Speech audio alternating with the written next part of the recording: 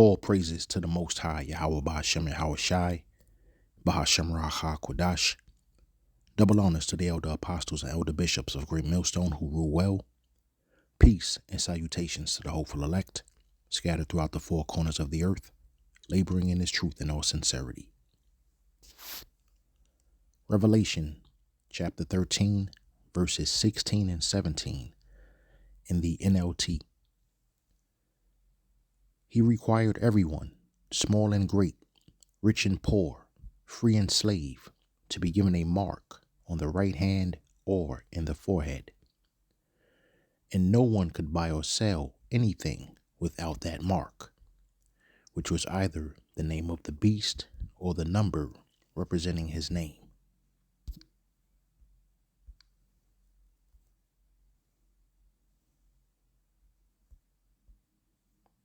His breakthroughs are revealing a growing ambition to rival industry leaders like Elon Musk's Neuralink. Western experts say breakthroughs in basic science have traditionally been led by the United States, but China has the edge on commercialization, turning brain technology into an actual product that consumers want to buy. She lost her voice from ALS, but thanks to a brain implant in Beijing, this patient can speak again. Through a computer, she says, "I want to eat." 我要吃饭。 Her voice restored after a coin-sized chip was implanted into the top of her brain. The breakthrough chip is called Beina 1, a semi-invasive and wireless brain-computer interface, or BCI system. China has definitely shown the ability to not just catch up, but also then be competitive, and now actually to start also to drive the field in some areas. The chief scientist behind it has given CNN rare access to his lab. Thank you for inviting us to your lab. In doing a real surgery, the scalp will be open, and the sensor will collect these neuronal signals.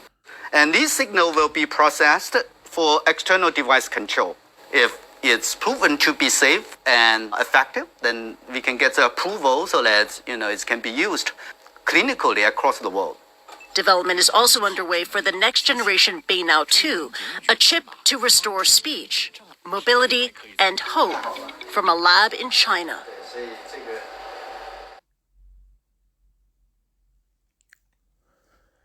Okay, so that's off of CNN World. And we see that China has officially entered the brain implant race here against Babylon. So I'm going to go to an actual article that I was reading on this as well. This article was written this past Saturday, March 21st, written by someone by the name of Ava Caligari. And this is off of Web Pro News, China Revolution Update, Beijing's brain race. China greenlights its first commercial neural implant and sets its sights on Neuralink. So I'm not going to read the whole article. It is pretty long, but I do have maybe 5 or 6 paragraphs out of this that I am going to read. China has approved its first 2 commercial brain-computer interface devices, marking a pivotal moment in the global neurotech competition. The approvals position Beijing as a serious challenger to Neuralink and Western BCI companies with implications spanning healthcare, defense, and geopolitics. China just cleared its first brain-computer interface devices for commercial sale, not as experimental prototypes, not as academic curiosities, as medical products approved for use in human patients.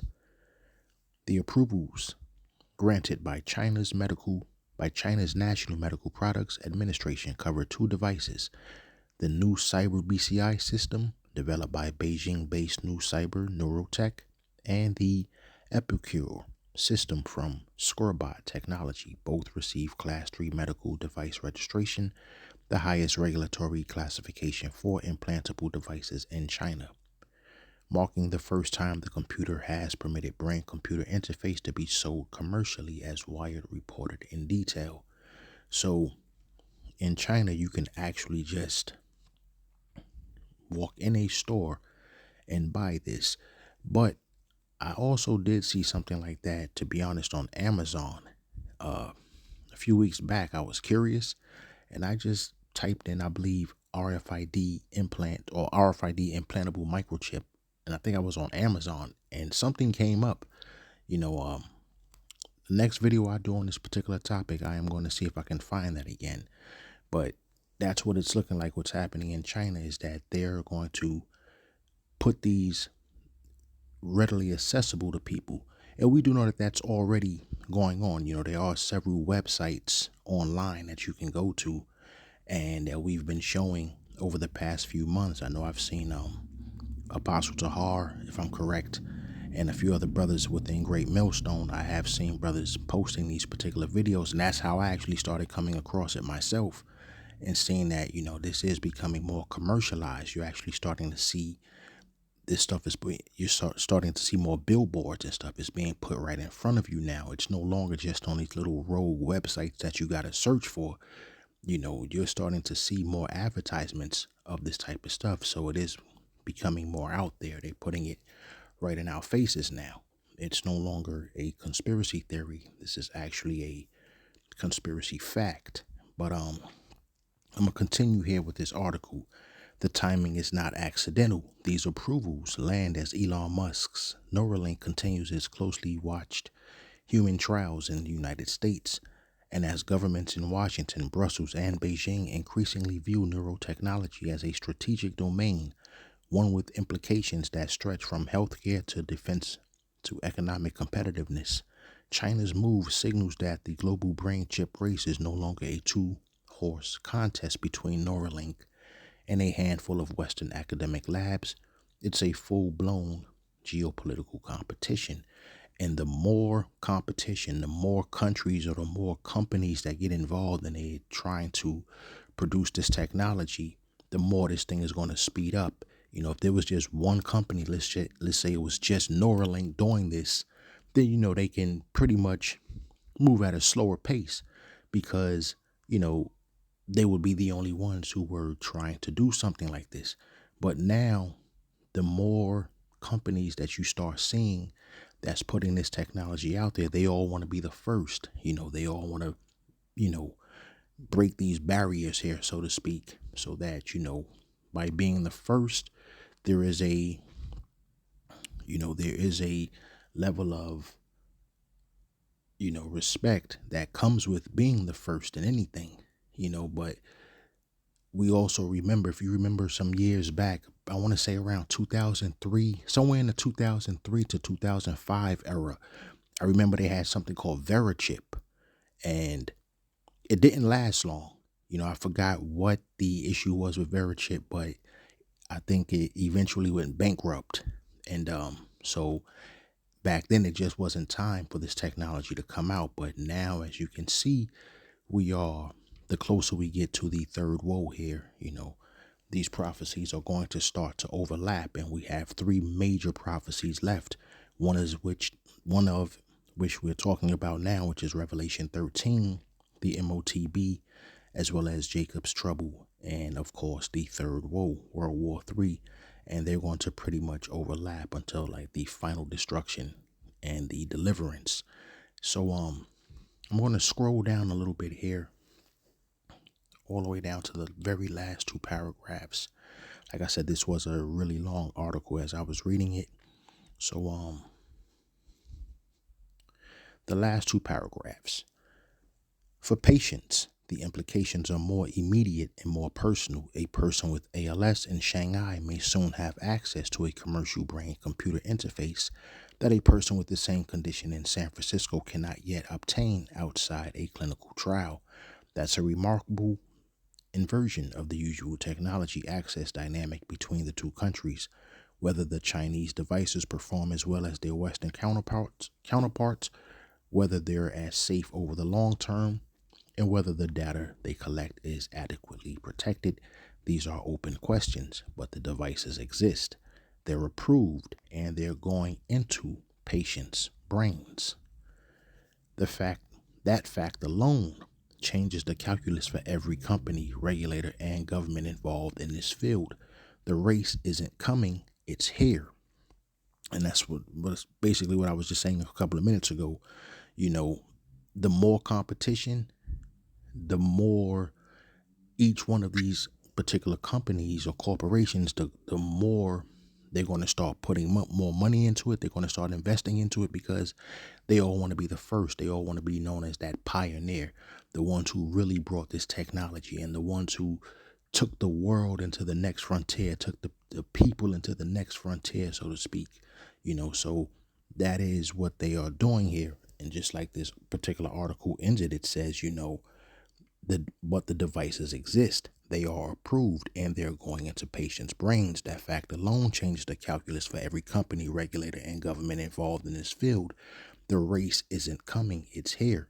So, these people here can acknowledge that this race is already here. This particular technology is already being implemented. It's already being implanted into people as well. So if they can acknowledge that this race isn't coming, that it's here already, meanwhile, we still have people that still say that this is a conspiracy theory and, the men of great millstone are conspiracy theorists or don't know what they're talking about. Meanwhile, you're seeing it all over the place.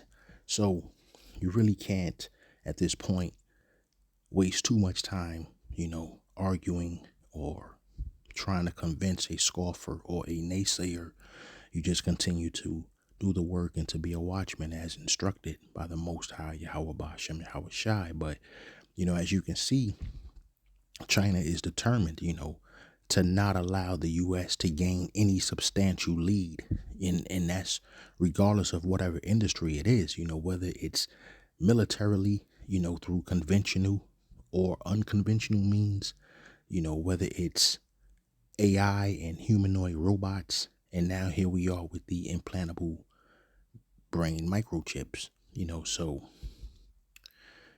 And, that's just like with Elon Musk Neuralink, these implants being developed in China are also being touted and initially advertised as, medical miracles. So even though right now we see that they're talking about, restoring someone's speech, someone who may have had some type of vocal damage, or restoring sight to the blind, or restoring someone's hearing just from putting a microchip into their brains, or someone who's paralyzed from the neck down, now they start to regain mobility in their limbs. Or sometimes, what they're actually doing now is, you have a computer chip inserted in your brain. You don't even have to touch your mouse or touch your laptop anymore to move the cursor. Now all you have to do is just move your eyes, and that's what's needed to move the cursor. And I've also seen a couple of other things. I've been doing a lot of, research into this thing lately. And I mean, they're trying to perform all types of miracles here, basically trying to put themselves on the level of Hamashiach Yahushai.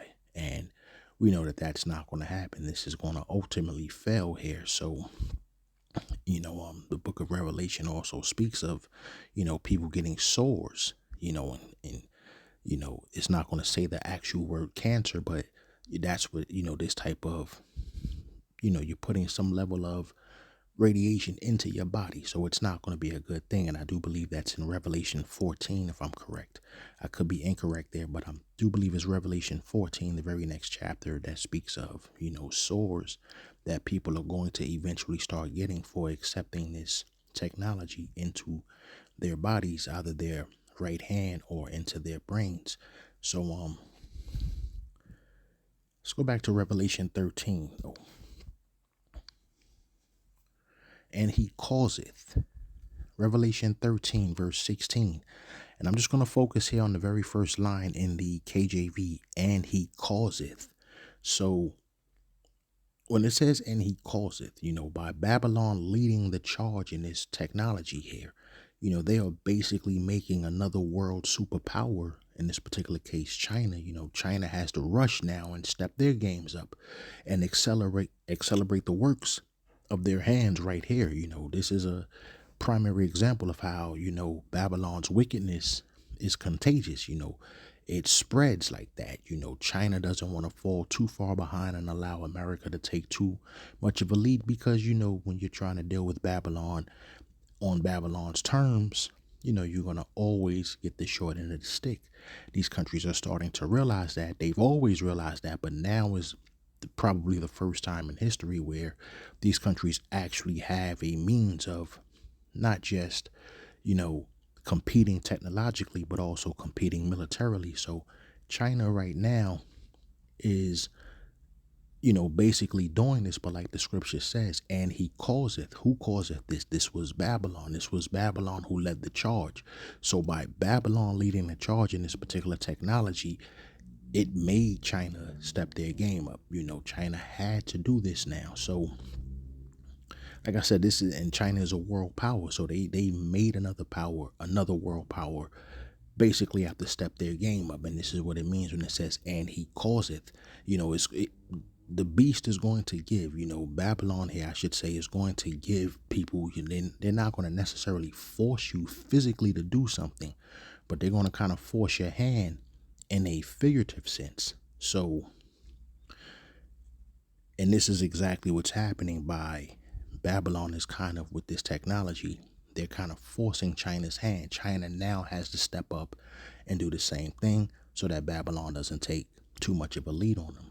And, especially in this particular industry here in technology. So, like I mentioned, Babylon's wickedness is contagious, so to speak. So let's go into that word, causeth.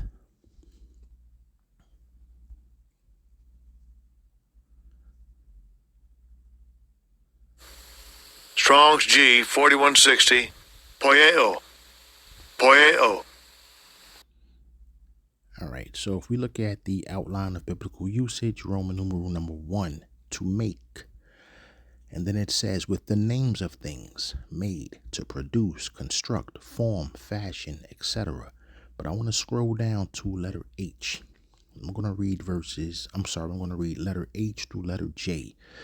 To put one forth, to lead him out, to make one do something, cause one to be the authors of a thing, to cause, bring about. So if we look at H and I, this is exactly what I was saying just now about, and he causeth all, both great and small. So if you look at that particular line in Revelation verse 16, and he causeth, Babylon didn't physically make, China feel like they didn't physically force them to do this, but like letter H here says, to put one forth, to lead him out, to make one do something, or cause one to.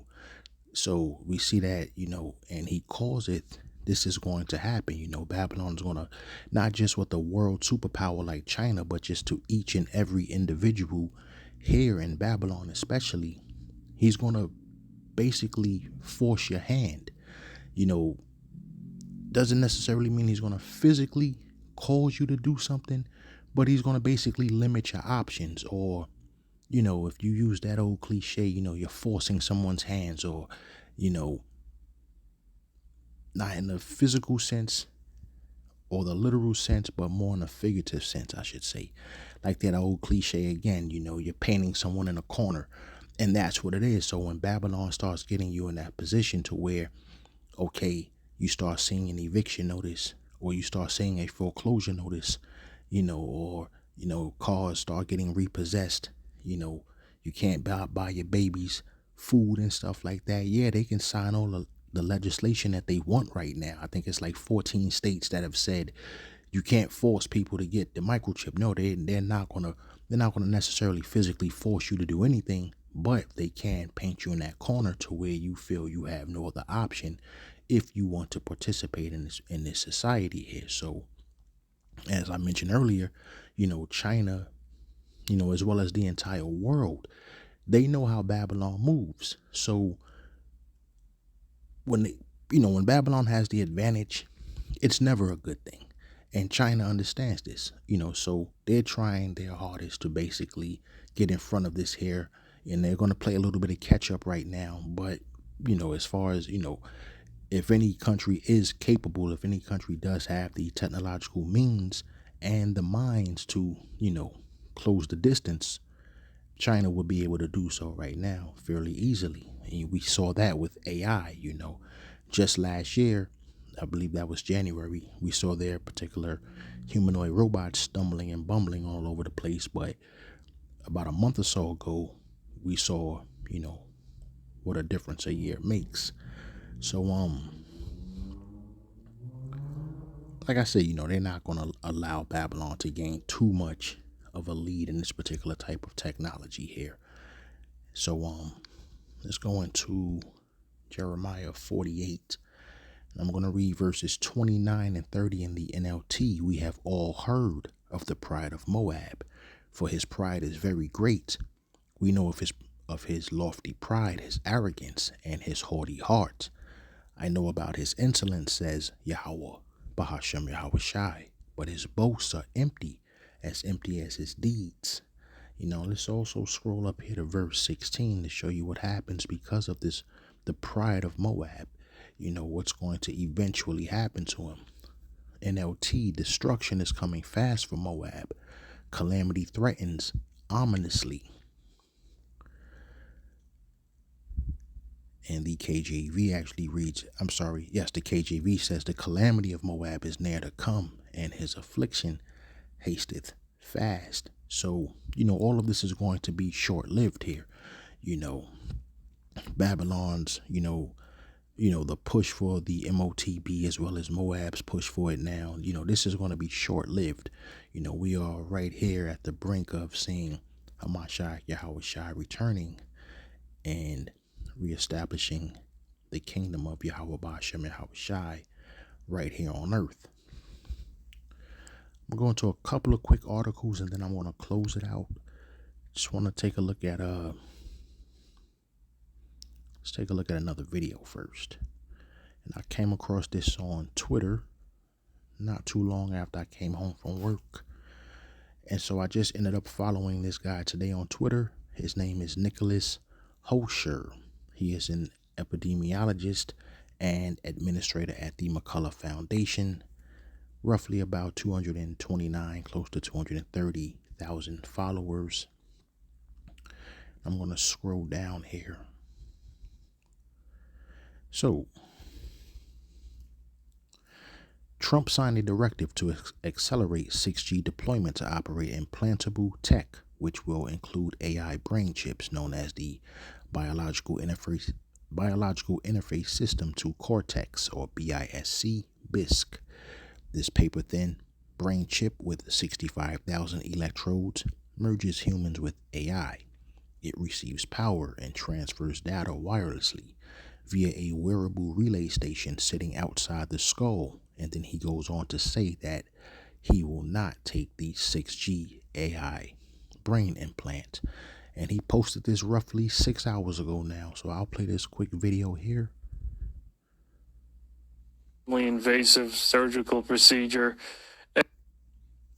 biological interface system to Cortex. This is a new brain chip that has been developed, and it will go in, it'll rest actually, I think, on top of the brain. It'll go there through some sort of minimally invasive surgical procedure, and you'll have to wear a relay station on your head to power the chip.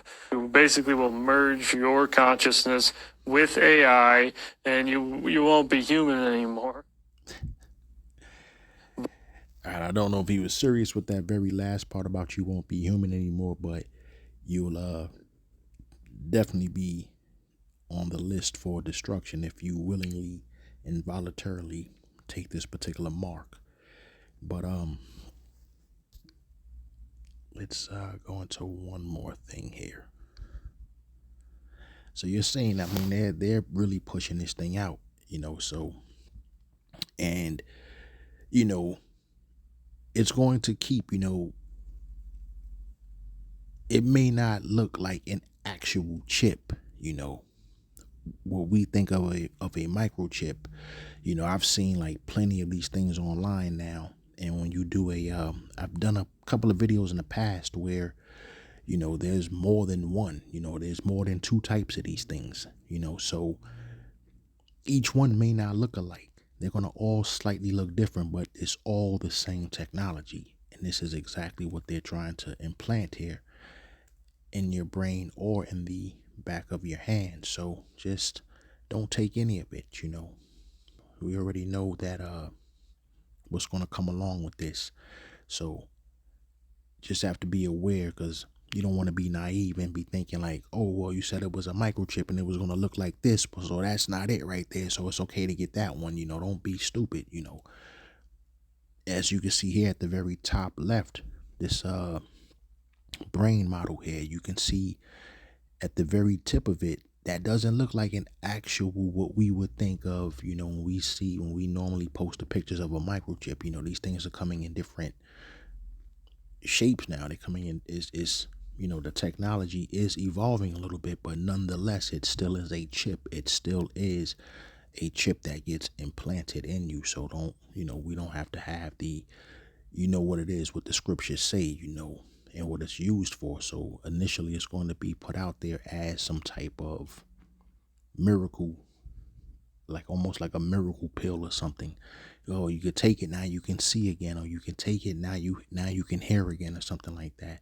And eventually it's going to start to use the NFC technology, which is near field communication, which is going to be what is used for buying and selling. So I'm about to wrap this up, but I just want to show you one last thing here. This is Market Watch, and this was published on February 26th of this year.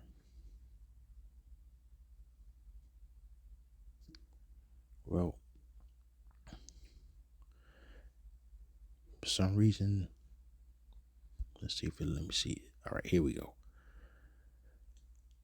All right, so I guess I may have, they're asking me to subscribe or something here, and I'm not going to do that. But basically, that Market Watch there was stating that Sam Altman is the CEO of OpenAI, which is the company that's behind ChatGPT. He also has a company, a upstart company with these implantable devices. So so Sam Altman, Elon Musk, and China, something like $386 million is about to be put into this.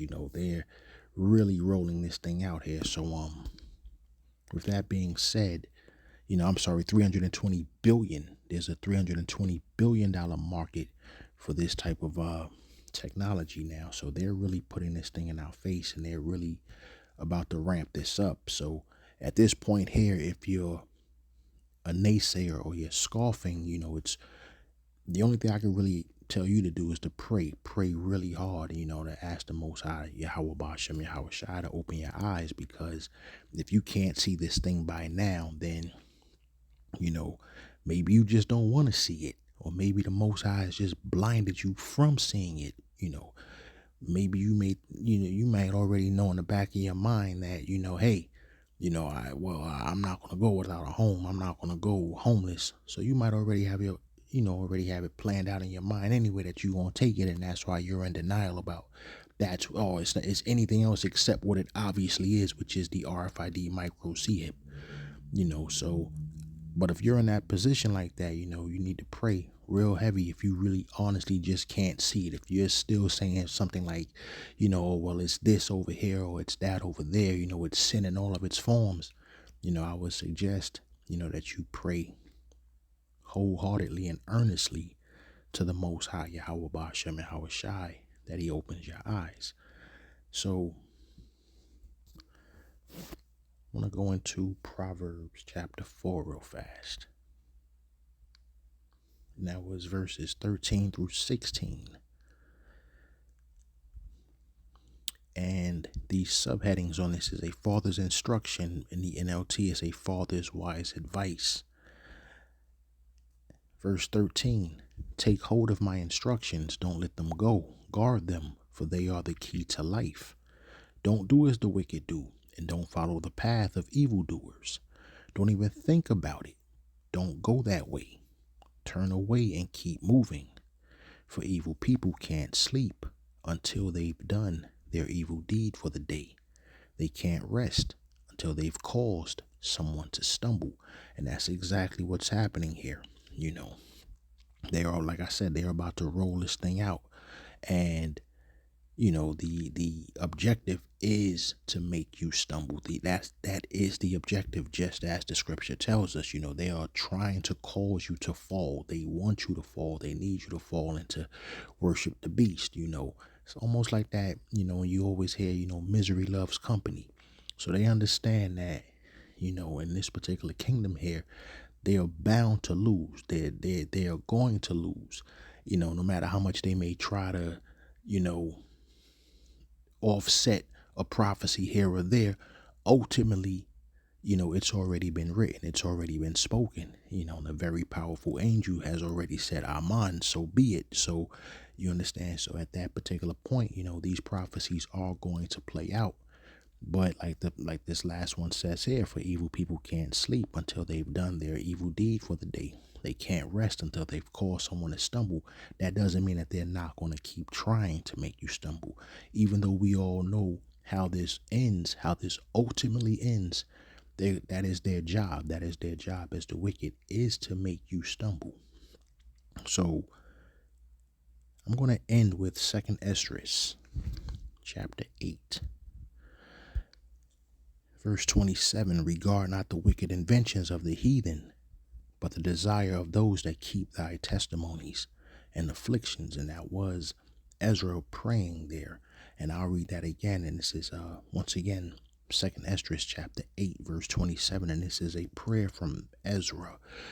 Well, verse 27, I'm just going to read that one particular verse. Regard not the wicked inventions of the heathen, but the desire of those that keep thy testimonies and afflictions.